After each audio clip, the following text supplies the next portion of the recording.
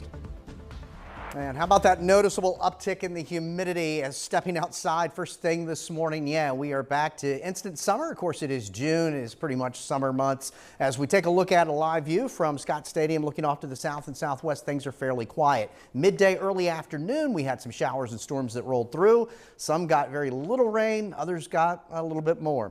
88 was our high today. We're currently setting at 84, but it feels like 90 with those dew points that have jumped into the low 70s for many. That is air that you can wear, and of course storms that do go up in this environment can be efficient and heavy rain producers. It's currently 86 at the Valley Airport in Weir's Cave, that dew point very close to 70, and you can see most of the region right now in the mid to some lower 80s, but the real field numbers for most of us are pretty much either side of 90 degrees. Tomorrow afternoon, before any storms that may develop, we'll have those heat indices between 100 to nearly 105. There's a look at the satellite radar combination from earlier this afternoon and currently now, and you can see these clusters that developed. The worst of it across our area was down toward Nelson and Buckingham and southern Fluvanna as some of those storms raced through. We did have some brief severe thunderstorm warnings because of the wind threat.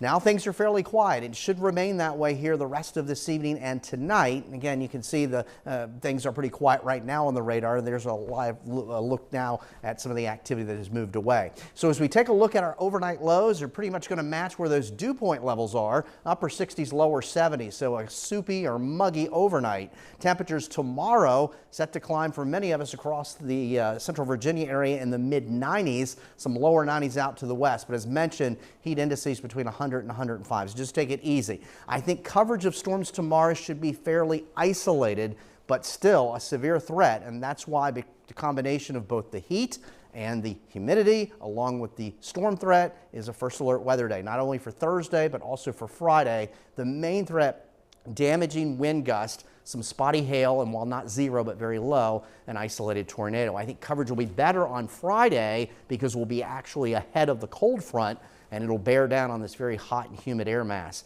So as we take a look at general rainfall amounts, most of us probably are under half an inch. However, any thunderstorm can produce localized high amounts of rainfall. So some locations may end up with well over an inch, maybe an inch or two, and other areas don't see much at all. The cold front that we're watching is still north and west of Chicago, but look at all the severe and tornado watch boxes across the upper Midwest and out across portions of the Plain States. So in the morning, things are quiet. We're going to heat up in a hurry, low and mid 90s.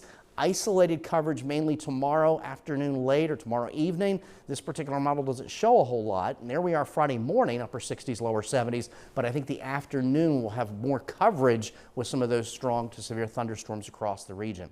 Temperatures here tonight, upper 60s, lower 70s. It's warm, it's muggy, but it should be fairly quiet tonight. And the first part of our Thursday. Again, I don't think coverage will be all that great tomorrow, but any of those storms could easily turn severe. Coverage a little greater on Friday ahead of the cold front, and it'll knock the temperatures down, but more importantly, the humidity as we go into the start of the weekend. It's still trending much cooler with some rain chances next week. All right, Eric, thank you.